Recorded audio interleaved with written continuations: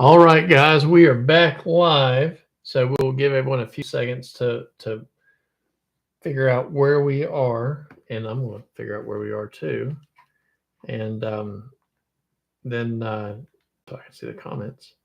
And yeah, that's what we're going to do. So whenever people, Katie, you tell me when people start hopping on, and I'm going to try to find our live feeds here. Let's see. Can anyone hear us now? Is everyone there? Past live streams. I don't want to see the one we just did. I want to see a new one. It's a new one. Here we go.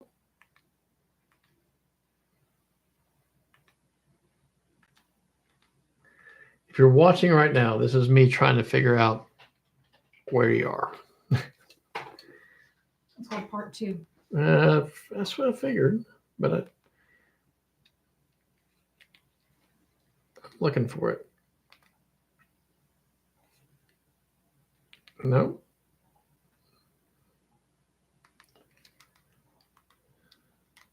I keep getting something weird that's coming up. Past live streams. Well, never mind. Just get to time. Let's see if you can try to find it. Okay. Well, you tell me what people are saying, and I will keep on tying. So, thankfully, we have got a Katie, and she does such a good job keeping me under control. So I did not keep on tying. We've got our wings separated. They look good. I've got the moose hawk, so I'm going to go ahead and cut this off here. I'm going to get a pretty substantial, like for a dry fly anyway, for if you've watched this for a while, pretty substantial tail. That's what I think Truman did anyway. So anytime that I get deer, moose, elk, whatever, I cut it off the hide. I twist my finger so it kind of spreads them out a little bit. This is hawk, so it's not, so this is off the legs. So it's not going to flare much. It's not going to do much when I do that. So I'm just getting all the under fur and stuff out. That's going to help it stack a lot better. Got a little stacker here. Stick that stuff in there. Stack away.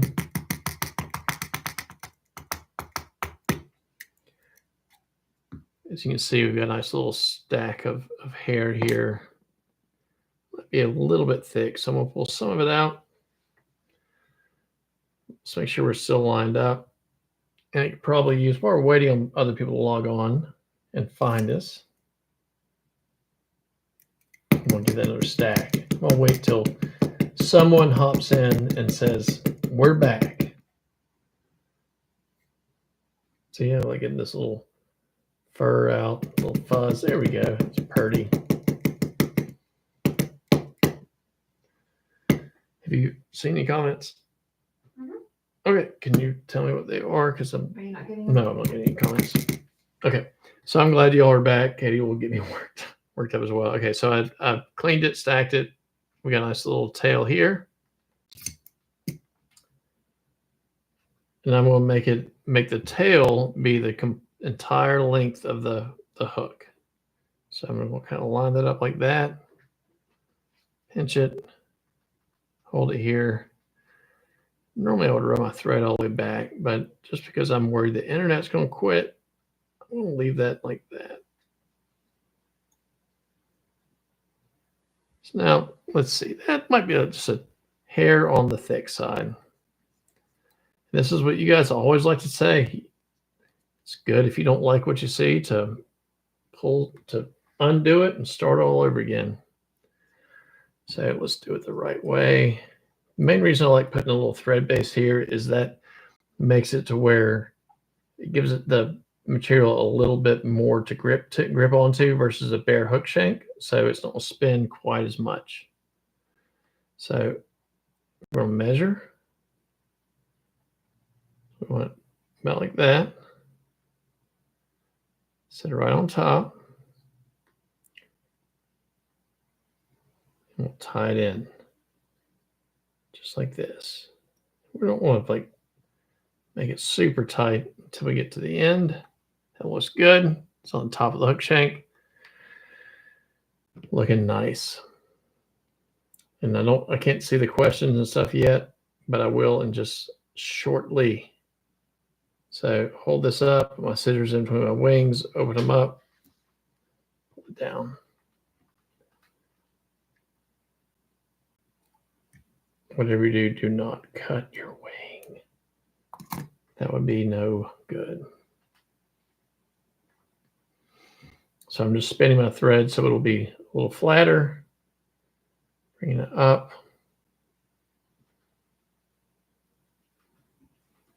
So now I've got our tail tied in nice and purty. I'm going to kind of tighten it up just a bit. See that one little booger? We'll get rid of it. Nice. Okay, so now we've got our wings and our tail tied in. Next thing we'll do is tie in our biot, and this is that Green Drake Magpie Materials turkey biot. So all I did is I took the stem that Truman sent me, pulled off. I've got my one biot here. So I do like to run it through my mouth because I feel like the dyes and everything they use to color these things just really make it very healthy. But just give it a little bit of moisture makes it to where it doesn't crack quite as easy. So what I do is I'll uncord my thread again,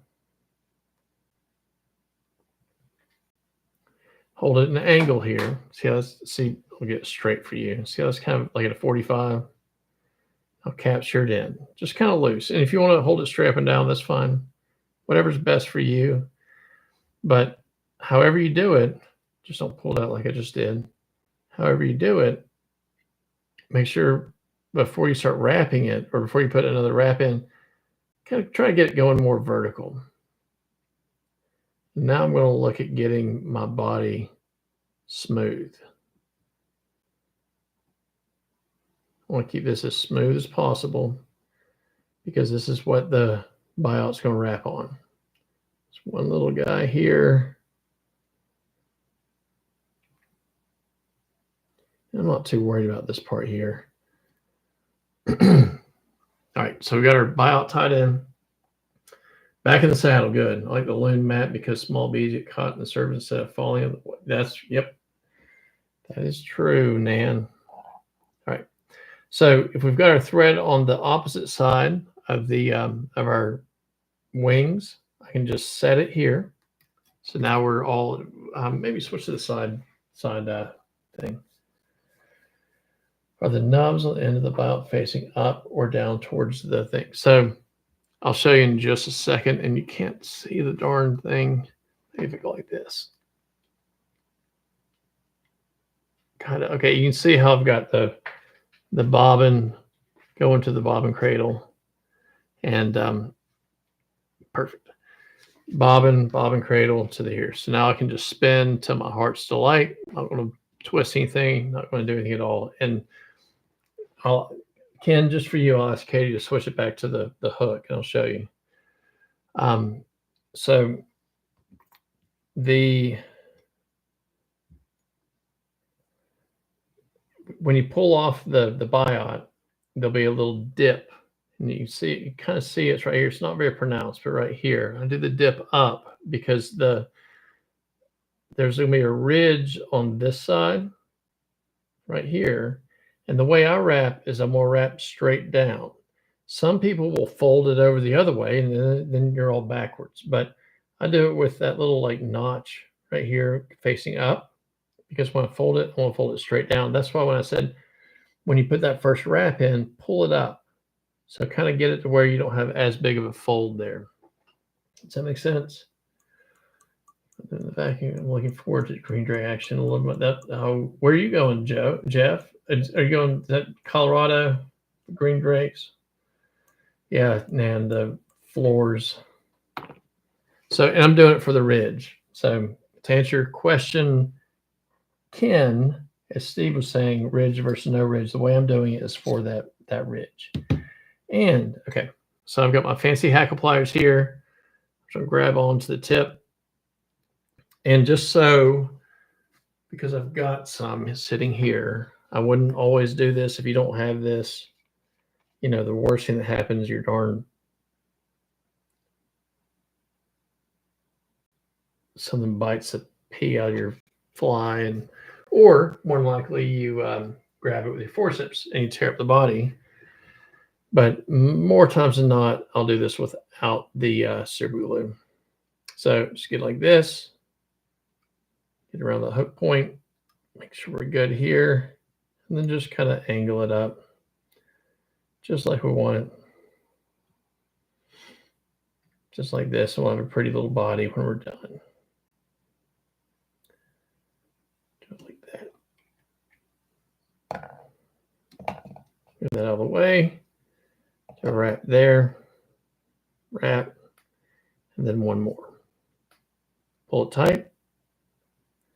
And that's not going anywhere, especially with that super glue. What's up, Gary? I'm glad you found part D. One of these days we will not have to do a part 2, but today we're still doing it. Okay, so we've got our nice little body here, slight taper, but don't be too, as long as the taper's not going the wrong way, don't be too worried about your taper. Just want to make sure it's not going backwards. Okay, so here's the fun part. It's Truman with us. What's up, Chris? Nice seeing you jumping on too.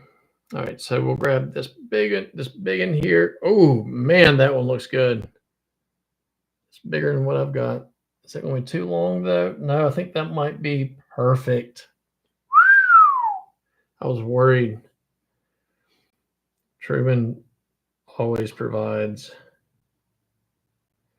If you weren't listening earlier, Truman sent me I've tied 0 of these flies. And Truman sent me the materials for this last week. Okay, see if you can get it says unable to connect to chat, which should still be good. So what I'm going to do right now is I know I'm going to put peacock from about here all the way to the front. I'm going to leave a little bit of room for a head. And so there's going to be peacock behind the hackle and obviously in front of the hackle. So if I want, we could tie peacock in first, and why not? I know how Truman said to do it, but I'm going to go a different way. I've got 2 peacock pieces, and these are just because it's green, these are the Pickrick dyed peacock herls. So it's kind of got a green hue to it. I'm going to tie these in first. So to about there. Bring it around. And then we're just going to bring it forward, and then we'll just pull off these stems like that. Okay. So we've got our peacock tied in. Now we're going to tie in our hackle. So we'll tie it in just like, well, let's get our thread back to the rear. But I'm going to leave a little bit of space there.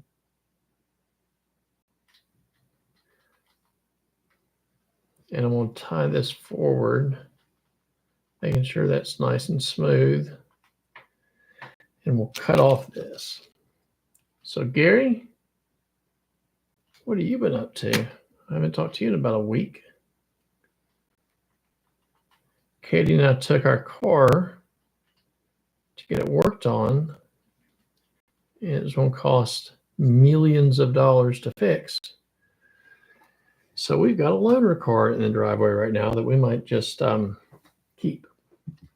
And that's what we've been doing all day in Knoxville, Tennessee. All right.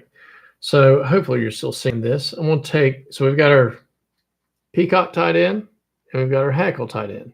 Peacock, hackle. So we're going to wrap the peacock first. And I'll bring this just because I like using my bobbin cradle. If you don't have one, that's no problem at all. You kind of have to get around this. Oh, and the fun thing that everyone was talking about, or that I was talking about, is that this is the first one. Oh, snap. You've never seen that happen, right? Not on this show. Not on this show. Pull off our hackle. I hope you guys are sending lots of emojis and like really funny things. They're like, dude. Teammate says that he was looking at G-Wagons today. Such noobs. Noob tires. G-Wagons. Well, someone's got to do it, Steve. All right, so let's do this one more time.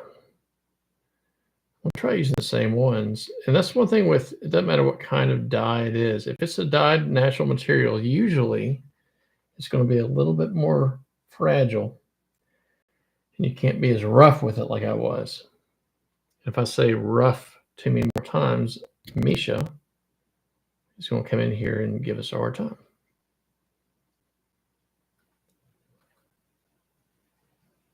So I'm trying to get this back roughly where I had it. She was horrified he wanted a Raptor? That's not. Man, we looked at the Raptors, and Truman used to have a Raptor, but we, I don't think it would fit in our garage. It's a big problem. All right, so let's do this a little bit quicker. See that. Check your messages. Oh, thanks. Okay. I'm really so what would the wet fly version of People's Emergers pattern look like? I need to buy more books. Chris, this is Moose Hawk. And this is one that Truman Nicholson turned us on to when we're fishing up. How close do you live in New York, Chris? Are you in the Catskills? I can't remember. And Justin, the wet fly version of this, I don't know 100%, but I've done some wet fly versions of similar flies. And what I think is neat is, do a soft tackle, whatever, but then you can throw a little bit of poly yarn or something like this in there, not this thick, but just a smidge. So you've got basically a soft tackle with this in there. Let's separate it out so you can see a little better. Like maybe that much of it. And the wing, like behind the soft tackle, and that makes a really cool emerger looking like soft tackle because that kind of looks like wings and stuff that are in the water. But you don't want it too thick. Yes, this is a dry fly. So Chris, you need to come over to Daddy's Flies not this coming Saturday, but next Saturday, so we can officially meet in person. And when we come earlier, then we'll go do a little fishing. All right. So now we've got everything tight in except the hackle. And we've got the hackle a little bit in front. See how that's a little in front? Makes sense? The 250 or 203. I don't know what the 250 is. Are you still talking about the G-Wagon, Steve? No, she was looking at a Raptor. Oh, the Raptor. We actually looked at Expeditions, and they had a big Raptor F-150. The trimmer Expedition is what we were looking at, but they're kind of hard to come by. They're hard to find. I mean, you can't Hard to test find. drive one. Okay, so I've got one wrap up and down. I'm going to kind of butt this up against it. Not super tight, but up against it. So now we've got 3 wraps behind the wings, like that. And I'm going to take my flicker and thumb, pull it back. That's a Marine Corps thing, the flicker. Some people call it the pointer. I'm going to call it the flicker, though. Truman used to have a Raptor. Truman did. When Truman parked his car in our driveway, I was going to say front yard, but our driveway, all the neighbors were like, who's that boy over there talking to Katie?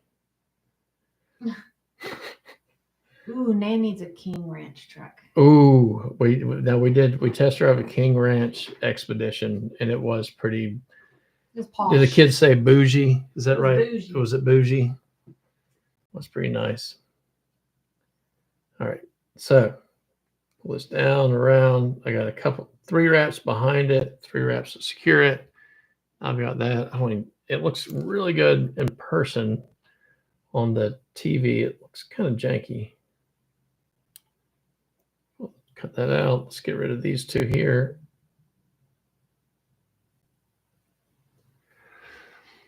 So it looks okay. That doesn't look janky. It doesn't look too jank. All right, so now we're gonna thread it right behind the hook eye, and I'm gonna bring the thread back. It's gonna kind of cover up those little butt ends I just cut off. One more just to push everything back. Uncord my thread. I'll do a quick whip finish. And I think this little gem back to front, tight, but not too tight. You don't want to break that thread. I do have a little